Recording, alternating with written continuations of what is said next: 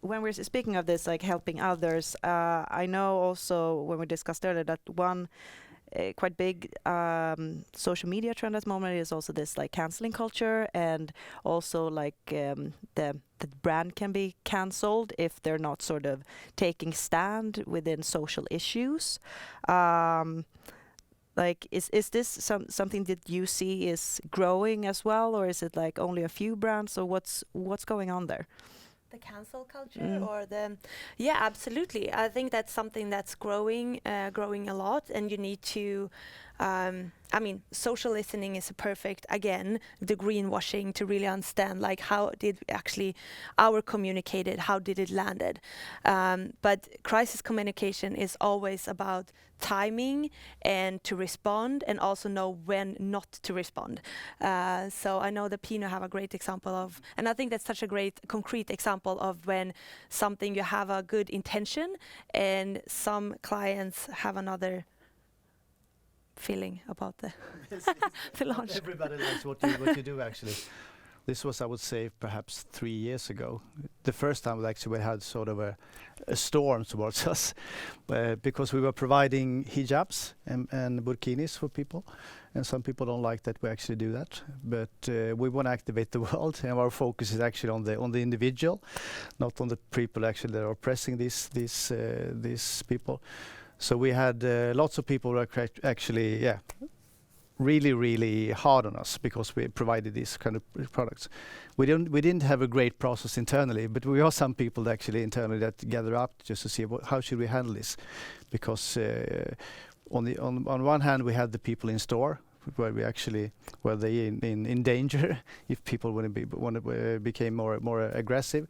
How should we handle that? On the other hand, we want to stand up for what we believe in, the individual's right to be active, regardless of if you need a hijab or not. So we took a discussion. We tried to fall back on our values actually. So we maintain the products and try to actually communicate in as good way as possible to calm down the troops out there. So not easy, but it's really important to be true to what you are. But at the same time, I want to be clear on you need to take care of your staff as well. You don't want to put them in danger either. And I think this is something that you need to, I mean, communication departments should have some kind of crisis communication workshop like once or twice a year, because that's something that you need to work on. You need to have a strategy, and I mean, there's so many companies that they're actually they're lacking of a crisis communication strategy, and I understand that, because that's something that you often just you're reactive, not proactive. But that's something, and I mean, it could actually be Meltwater have done that with a few of our clients, to actually have a workshop, and then we do like some role play to actually see, like, to play around, like, okay, imagine that something have happened in the media, and that's, I mean, it can be fun to do it not when it's not in real life, but it's important to practice. It's actually increased. This is actually increased with more people on social media. It has actually increased, and not all companies have been in these situations, so perhaps you're not used to it. But you need to be prepared for it, of course, because the forces are quite strong. It's a good thing that it increases for the companies that fail, so you kind of disappear in the cloud of mistakes that happen. So in the beginning of social media, it was disaster because then you were kind of highlighted, your PR was super bad all over the world. Now it can be like a little bit more, you disappear a little bit in this kind of stuff. So I think you should also be provocative in advertising and make mistakes to learn.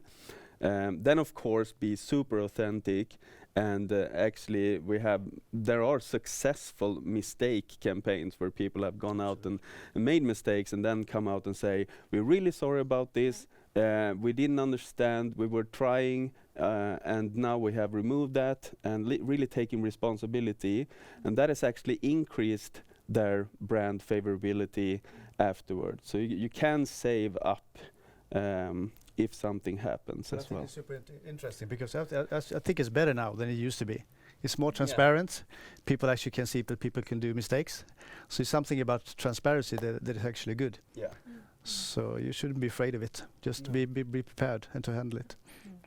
And maybe that can actually strengthen the brand in the Of end course, if yeah. you are owning up to Yep. your mistakes. And things happen. We are Yeah. just people. Yeah. Yeah, and I think it comes back Mm. to customer experience. I mean, all of us who works with or have worked with sales, of course, that an unhappy client is actually a brilliant opportunity of turning them to a super happy client that might buy even more, because then you can really talk to them, get to know them, and I guess this is like crisis management, more or less the same, but media is the client, I guess. Then you can be a little bit careful with which influencers you choose. I mean, that's an obvious thing. So don't try, if you choose the biggest influencers and you spend a lot of money on that collaborationship, that has to be super true to your brand. It has to be really vetted beforehand. But it's going to be harder when you come into now the micro influencers, for example, on TikTok. So then things are going to happen. But then remember to stay true. Yes. Speaking of that, how do you select the people you work with, like the influencers? How do we actually? Some people we call them ambassadors. We work with them for a longer time. I would say close to our home brands, especially. They're with us developing the brands as well and creating content. So that's one thing. So that's about relationship. We're working together. But sometimes things are happening fast, and sometimes we actually collaborate with an external brand, like the big brands like Nike, Puma, and Adidas, and so on. And they have their spokespeople. And sometimes it's like soccer players or athletes and so on working with us. So it's difficult to do the research every time, I would say. We work with so many people. So we do take the risk, but the risk that we actually eliminate is working with one or two influencers. So we have so many people, athletes working with us. That's one way of diversifying the risk, I would say, working with lots of people, not just one. And I think now, I mean, one part of Meltwater is also the Clear platform. That's actually a platform to find influencers. But on that note, I think it's now, since influencer marketing is also, mainstream and it's like such a big market, we also have a lot of data. Love data. So it's also really easy because, I mean, and for me, it's really a balance between your listen to your gut feeling and then the data. But there's actually a lot of platform, not only Meltwater, but there's a lot of platforms where you can actually search for influencers for a specific topic. And then you can also look at that influencer and see what they're actually their true reach. Because it's so important to look, because there's still so many fake followers and fake figures. So you need to be really do your homework and look at, even when it's like a micro influencer, to have a tool where you can actually see their true reach, their audience, if they're collaborating with other brands. So I would say it's really crucial to have a tool to get all of that data, because otherwise you will spend a lot of weeks just to find this. And that's cool. It's a lot of long tail networks reaching micro influencers nowadays. But the cool thing about that is that it's been existing now for 7 years, 8 years, and or even more. And they get so professional now.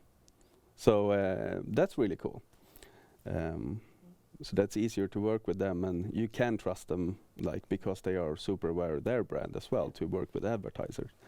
So moving in a little bit towards different audiences, for when you were working with ambassadors or influencers, is it only to target the younger audiences, or is it now for everyone? Because in the beginning it was that is how you reach the younger ones, and now it feels that has sort of evolved a bit.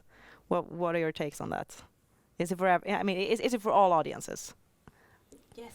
Not every influencer for everyone, of course, No. but the influencers, of course, as an area, is absolutely for all audiences, I would say.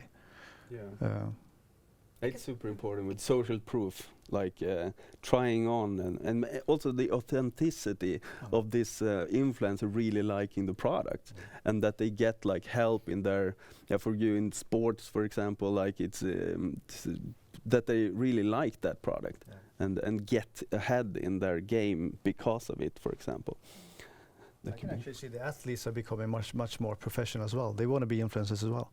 When the careers are actually reaching to its end, they want to be more public and work together with brands as well. So they are much more prepared today than they actually were a few years ago. So we were the ones looking for them, but for the moment they choose the brand they actually want to work with. Very cool. Yeah. Yeah. And also, like when we're talking about younger audiences, also we know that there are a few new channels, or maybe not new channels, but they are hanging out on channels that we haven't really discussed yet, except for TikTok. Then, are there any other like must-haves in speaking of channels that you should add to your social media strategy for this year and going forward, Frida? Yeah, for the younger audience, Yeah. or and it's we talked about that before, and I think it's so interesting because I always get the questions on the other way, like where can we actually read the really strong buyers, like 30 years and up or something. But I think it's super interesting. They also like, because often companies are a bit afraid that it's only younger audience hanging out on TikTok, etc. But of course now probably everyone knows that that's not the fact. The younger audience, I would say, absolutely YouTube, TikTok still, but they are growing up, and I think that they are also going more towards this authentic apps as well, like Be Real and other. So I think it's also interesting to see that the user behavior is probably, you have like two accounts. One that's like official, like for everyone, maybe towards like if you want to be an influencer or something. And then you have the one, a communication tool or social media that's actually for your closest friends, like Snapchat, etc. So it's also interesting to look at the behaviors when it comes to the younger audience. I think there's a bit difference. I think I worked with a lot of advertisers that I've actually recommended to go into the younger audience just before they get into the buying group, because if you get the brand awareness there and the brand affinity and liking in that audience, it's much harder. But if you do that when they become ready to become your prime buying audience, then you have a huge head start when the media budgets come in from your competitors. So that's, and also then you have much more resilience in your brand. But it's harder to do it for the younger audiences, and the younger they get, the harder it is. So you have to go away from selling. You have to maybe make events, like gaming events, or like getting something that is meaningful for them, and then stand behind it as a brand. And then it has to be authentic as well. So your brand has to be authentic in that event or what the area that you're focusing on. Exactly. So how do you sort of stay true to your brand and still, I mean, sort of squeeze in those events or specific messaging towards the younger? Peter, I'm looking at you. Our brand is super important. We don't try to elaborate too much with the brand. We need to be true to the brand. I've been asked actually why we're not in gaming. We should be in gaming. We're in sports, and sports and gaming is quite close. But I haven't still found what should we do there. What could we actually add to their environment that actually they would like? We could be there. We could show the brand and so on. But what should we add to the experience? Yeah. When we go to running event or so on here in Sweden or in Finland, we add something. We add a store. We add people can buy things and so on. And it will be a better customer experience. But what do we actually add when we're in the gaming? So I'm not there yet. So we are really true to the brand to make sure that we actually can add something, not just to display the brand. That's not interesting for us.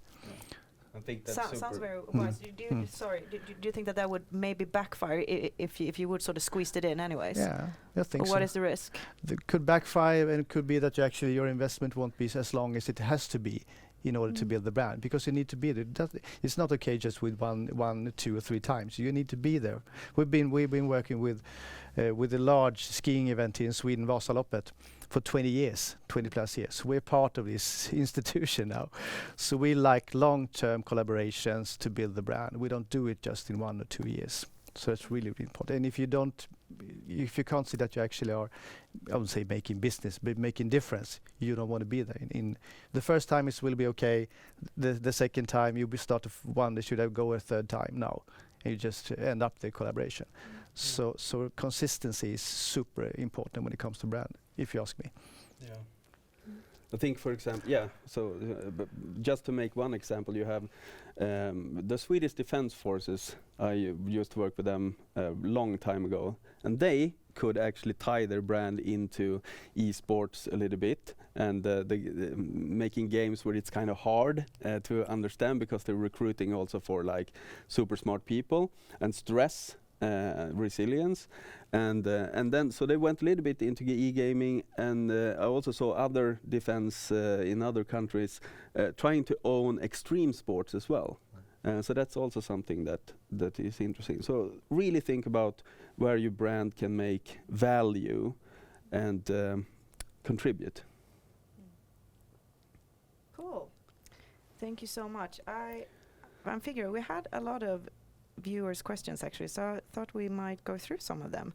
And one is actually on this subject, sort of. So we'll start with that. What social media trends will influence the Gen Z consumer to attract them to a brand? You should ask the experts. Authenticity. That's really, I mean, to be true to your brand, and trust. Again, that's something that we really see is big on TikTok, because TikTok have, of course, like grown in a massive speed. So we have also seen that both advertisers and users on TikTok need to focus on trust, because there have been a lot of content that might not been the best in the platform. So they are working a lot on like building trust with their audience, and I think that's like, yeah, and also bring value. I think that's something, because if you're entering a space or a platform and you don't bring value, the consumers, and even if they're young or old, they will really like see through you. So Be agile. yeah. I'm interested to see how actually social media could support the customer journey when we're buying in store or online, whatever. As I said in the beginning, things are happening around that. Communication is becoming more and more like social media communication in store as well. How could actually add value in that customer journey? I think something will happen there. And then there's another question maybe related to that. Like, do you think it's difficult to stay who you are by following all these trends all the time? Yes, of course. And I think like we have had a huge wave, and it's still continuing in the in-housing trend, but we also see which is necessary for this to try and get insights from everywhere, to do more of a hybrid model sometimes, to get it out on special agencies just to stay on that topic, because you can't focus, as you guys say, on everything at the same time. So there I can see a use for a hybrid model, to take help from smaller special agencies. Yeah, I think it will be difficult, but it's interesting as well. It's fun. There's so many things happening. Smaller brands, as you said, elaborating it. So much. Things are happening. There will be so many opportunities. So it's interesting, but it will be difficult to stay true to your brand, of course. And it's difficult to be unique, of course, but there's so much content that actually really great and good out there. Yeah. And it's getting better and better, I would say, and much more right for each channel. Also, I'm sorry. Also freeing up time. Mm. So when you use, for example, platforms where you can automate things, then it's a lot easier to also have time in-house to be able to focus on new trends and stuff, and using tools, of course, like social media listening, and to follow trends. So yeah. Yeah, automation and actually, how should you actually, as we said before, how should you curate all the content that's actually needed for the channels? Because you can see the marketing budget is more and more of the budgets are going to content creation. So what will this end up? So how could you actually automate it to make it more easily produced? I would say super important. What we talk about, like less is more, in one, like do it more quality than quantity. Like you don't need to jump on every trend, but try one or two and do them really well. And also ask for help. If like, I love to work with the agency, and I think it's really important to have a balance of in-house and to work with agencies, because I mean, you need to be true to yourself. Like, okay, are we really good content creators? Yes or no? Okay, but then you need to have help. And also like social media management, or do a lot of workshops as well, like where you try to connect your brand to specific topics and areas which mean something to your brand, so you can be authentic. So I've seen that a lot, like maybe done that for 7 different brands doing workshops, agile workshops. How can we put aside a bit of our media budget to be agile? when stuff happens. And then you have a pre-plan. So when this area goes into a trend, then you have saved up a little bit of your media budget, so you can actually do some agile stuff in that way.